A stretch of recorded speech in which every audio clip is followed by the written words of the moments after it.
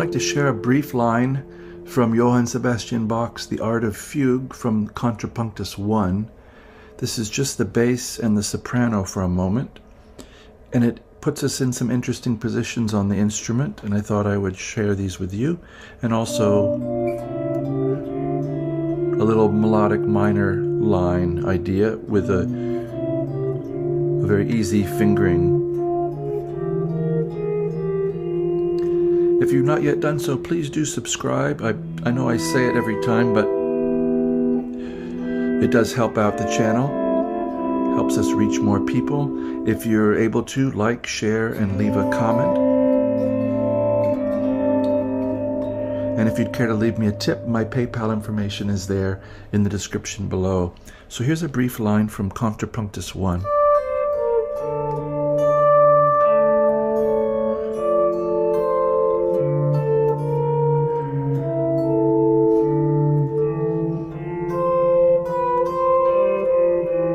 So I like the positions that this goes through. I've tried to find a reasonable fingering for all of this. We're going to start here with a descending line from D. The piece is in D minor, so this is part of our Lines in D minor series, maybe episode 23. So we're coming right down D, C, B flat, A, and I'm using little finger on that note finally. So maybe 3, 1, 4, slide. Yeah, that makes the most sense to me. 3, 1, 4, 1, slide. Because we have to grab bass note with third finger right away. So there's always a choice of, do you go above the finger or off to the peghead side? So in this case, I'm trying to show more lines that go off to the peghead side, because it seems a less explored area. I see a lot of things happening above here, but I'm finding interesting things going this way. See the previous number 22 Lines in D minor for more of that, where we went over these kinds of sounds. So we're going to start with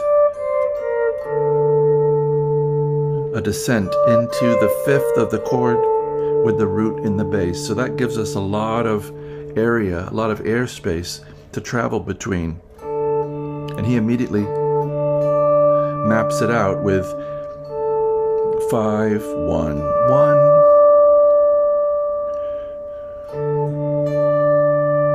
So he gets that voice, gives it some range, then gets it out of the way so that he can add the fifth in the bass. And they're not gonna be too tight together. So 10 and 10, 7 on the third string. Then we need to get 10 on the first string again. Then 7th fret of the 4th string A.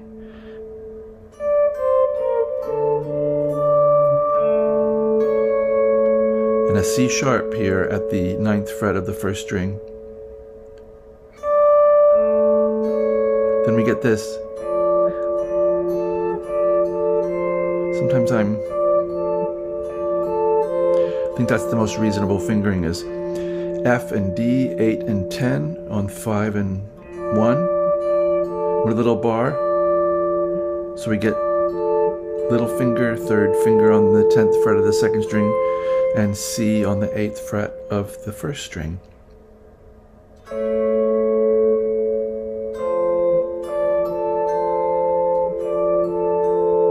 So I'm left with these two hanging, F and C.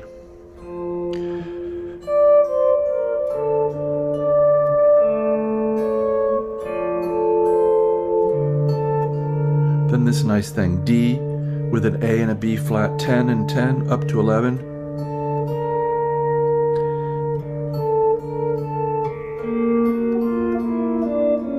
So it could be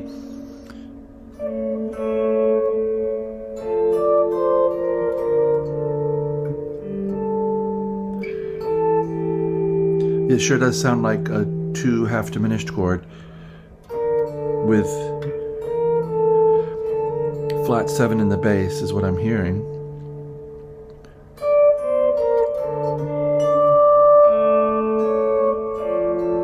Right here. Because we're going to go to the 5 chord in first inversion. So that was from here.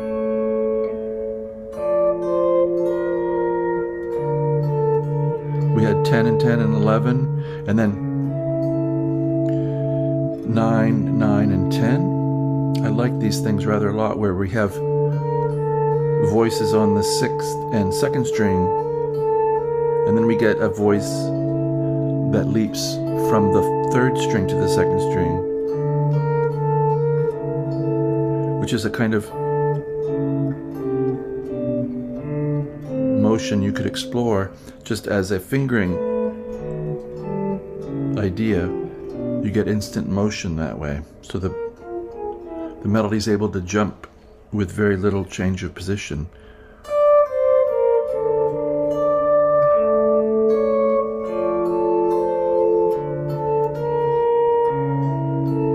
Right, 9, 9, 10.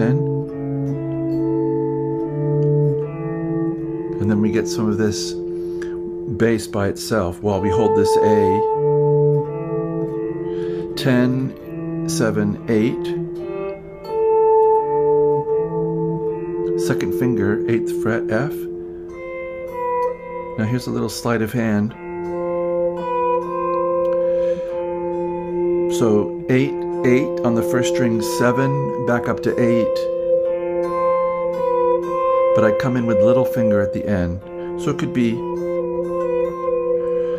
2nd finger, 3rd finger, 1st finger. But then when we come to that last C,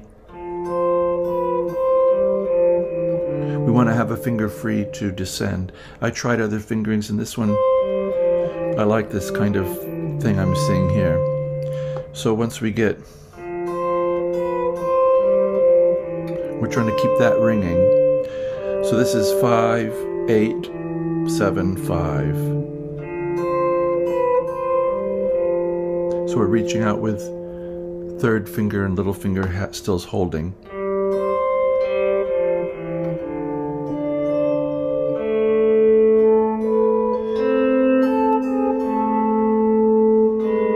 This is going to go, then it goes into some motion to G minor, but I'd like to show you that motion in D minor here. It's very simple. So the idea with melodic minor now is that we have the 4 chord,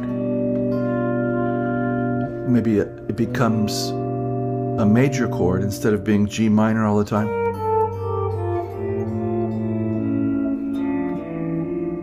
Instead of being 4 minor, we're going to get 4, 7.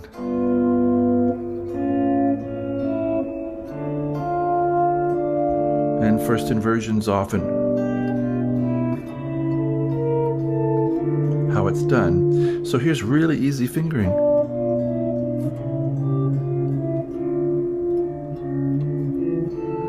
Seven and 7, 6 and 3rd strings. Just reach up a minor 3rd on the 3rd string to F, 10th fret. If you want a little line.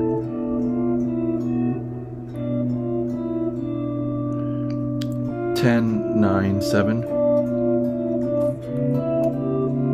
Then the line we'd have to keep these 2 there while we lift the bass up. So 7, 10, 9, 7, 9 and 9, 12, 10, 9.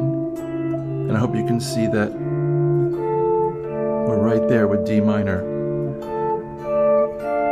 These are the ones I'd really recommend you getting. I have melodic motion etudes on these things as well, but these positions of 10 and 10, 8 and 10, 7 and 10, 12 and 13, if you want to go up higher, 15, 17. And that starts to become what you see when you think of D minor with some spacing. 10th, 10th. And if we come down,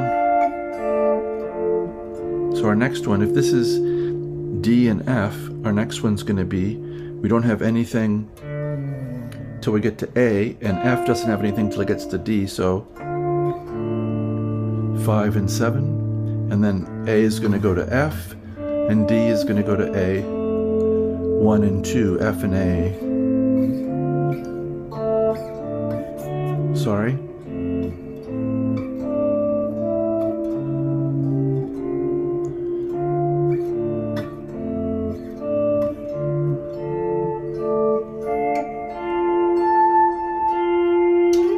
I don't have a D way up here. I don't have a Gibson right now. They're on the stand.